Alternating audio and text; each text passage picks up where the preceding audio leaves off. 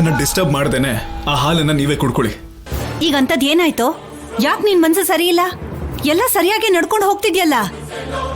ಮದ್ವೆಗೆ ಯಾವ ಬಟ್ಟೆ ಹಾಕೋಬೇಕು, ಯಾವ ವಾಚ್ ಕಟ್ಕೋಬೇಕು ಅಂತ ಯೋಚಿಸೋದನ್ನ ಬಿಟ್ಟು ಹೀಗ್ ಡಲ್ ಆಗಿದ್ಯಲ್ಲೋ. ಅಮ್ಮ, ಪ್ರತಿಯೊಂದನ್ನು ನಿಮ್ಗೆ ವಿವರ್ಸ್ ಹೇಳಕ್ ಆಗಲ್ಲ. ಈಗ ನನ್ನ ಸ್ವಲ್ಪ ಹೊತ್ತು ಒಂಟಿಯಾಗಿ ಬಿಟ್ಬಿಡಿ. ಯಾಕೋ ನಿನ್ನ ಒಂಟಿಯಾಗಿ ಬಿಟ್ಬಿಡ್ಬೇಕು? ಅಷ್ಟಕ್ಕೂ ನಿನ್ನ ಮದ್ವೆ ಗಂಡಲ್ಲ, ರಾಜ್ಕುಮಾರನ್ ತರ ನೋಡ್ಬೇಕು ಅನ್ನಿಸ್ತಿದೆ ನನ್ಗೆ. ನನ್ಗಿರೋದು ಒಬ್ನೇ ಮಗ ಕಣೋ. ಪದ್ಮ ಎಷ್ಟು ಚೆನ್ನಾಗಿ ಬೆಳೆಸಿದಾಳೆ ಅಂತ ಎಲ್ರು ನನ್ ಬಗ್ಗೆ ಮಾತಾಡ್ಕೋಬೇಕು ಅಂತ ಆಸೆ ಪಡ್ತಿದ್ದೀನಿ. ಆದ್ರೆ ನೀನ್ ಮಾತ್ರ ಯಾವಾಗ್ಲೂ ಏನೋ ಕಳ್ಕೊಂಡಿದೀನಿ ಅನ್ನೋ ತರ ಮುಖ ಇಟ್ಕೊಂಡು ಓಡಾಡ್ತೀಯ. ನಿನ್ ಮುಖ ನೋಡು, ಬಣ್ಣ ಕೂಡ ಕಮ್ಮಿ ಆಗಿದೆ. ಅಮ್ಮ,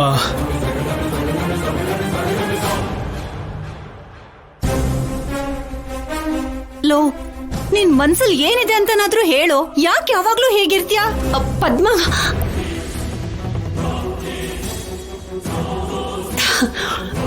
ಪಾಪ ಸೀನು ಮನೆ ಕೆಲ್ಸ, ಹೊಲದ ಕೆಲ್ಸ ಎಲ್ಲ ನೋಡ್ಕೋತಾನಲ್ಲ, ಅದಕ್ಕೆ ಸ್ವಲ್ಪ ಮೈ ಬಣ್ಣ ಬದಲಾಗಿದೆ, ಅದಕ್ಕೆ ಹಾಗೆ ಕಾಣಿಸ್ತಾ ಇದ್ದಾನೆ ಅಷ್ಟೇ. ಅದ್ ಹಾಗಲ್ಲ ಅತ್ಗೆ, ಬಣ್ಣದ ವಿಷಯ ಪಕ್ಕಕ್ಕಿಡಿ.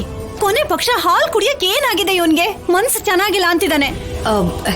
ಪದ್ಮ, ಹಾಲ್ ಕುಡಿಬೇಕು ತಾನೆ? ಕೊಡಿಲ್, ನಾನು ಕುಡಿಸ್ತೀನಿ. ಕೊಡು, ನಾನು ಕೊಡ್ತೀನಿ, ಕೊಡು.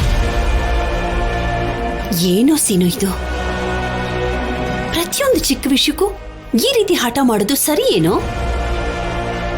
ನೀನು ಹಾಲು ಕುಡಿತಿಲ್ಲ ಅಂತ ನಿಮ್ಮಮ್ಮ ಎಷ್ಟು ಬೇಜಾರು ಮಾಡ್ಕೊಂಡಿದ್ದಾಳೆ ನೋಡು. ಮದ್ವೆ ನಿಶ್ಚಯ ಆದ್ಮೇಲೆ ನೀನು ಈ ರೀತಿ ಮೌನವಾಗಿದ್ರೆ ನಾವೆಲ್ಲ ಏನು ಅನ್ಕೋಬೇಕು?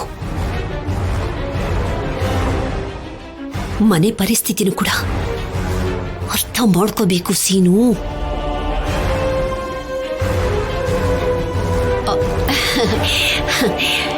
ನನ್ನ ಮಾತು ಕೇಳು ಸೀನು, ಇನ್ಯಾವತ್ತು ಹೀಗೆಲ್ಲ ನಡ್ಕೋಬೇಡ. ತಗೊಳ್ಳೋ ಸೀನು, ಈ ಹಾಲು ತಗೋ, ಕುಡಿ.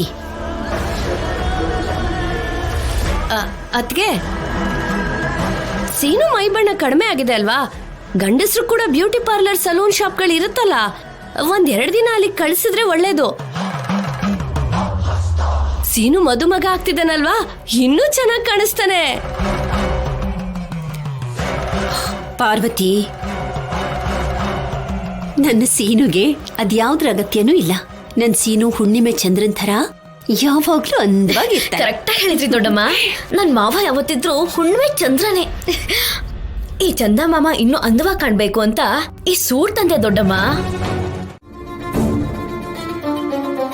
ಅವಳನ್ನ ಪ್ರೀತಿಸಕ್ ಶುರು ಮಾಡ್ದಾಗ್ಲಿಂದ ಇವತ್ತಿನವರೆಗೂ ನನ್ ಮನ್ಸಲ್ಲಿ ಆದ್ಯ ಇದ್ದಾಳೆ ಅತ್ತೆ.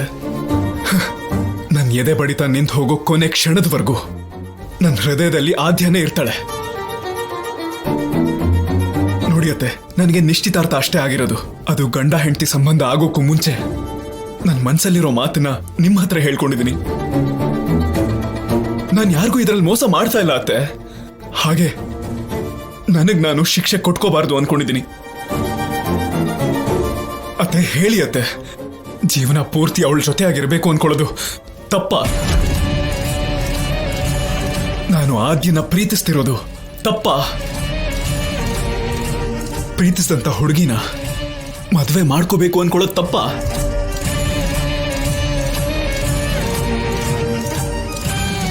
ನನ್ನ ನೀವ್ ಯಾವಾಗ್ಲೂ ಸ್ವಂತ ಮಗ ಅಂತ ಹೇಳ್ತೀರಾ ಅಲ್ವಾ?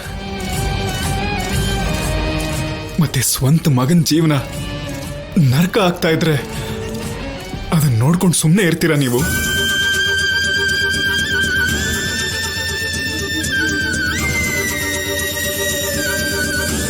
ನಾವು ಪ್ರೀತಿಸಿದಂತ ವ್ಯಕ್ತಿ ನಮ್ಮಿಂದ ದೂರ ಆದ್ರೆ ಎಷ್ಟು ನೋವಾಗುತ್ತೆ ಅಂತ ನಿಮಗ್ ಗೊತ್ತು ಅತ್ತೆ. ಚಿಕ್ಕತ್ತೆ ವಾಪಸ್ ಬರಲ್ಲ ಅಂತ ಗೊತ್ತಿದ್ರು ನೀವು ಎಷ್ಟು ನೋವು ಅನುಭವಿಸ್ತಾ ಇದ್ದೀರಾ ಅಂತ ನನಗ್ ಗೊತ್ತು ಅತ್ತೆ.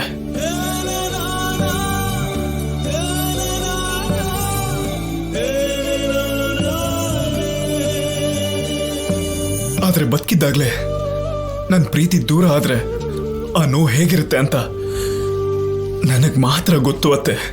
ನನ್ನೊಬ್ಬನಿಗೆ ಮಾತ್ರ ಗೊತ್ತು.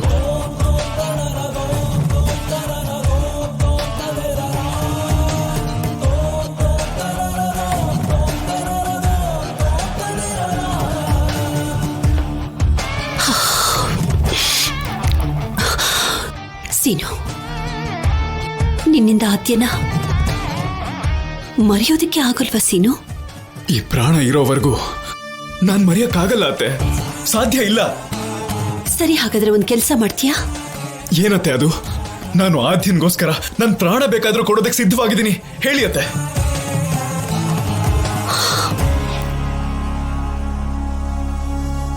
ನಿಮ್ಮ ಮಾವನ ಒಪ್ಸು.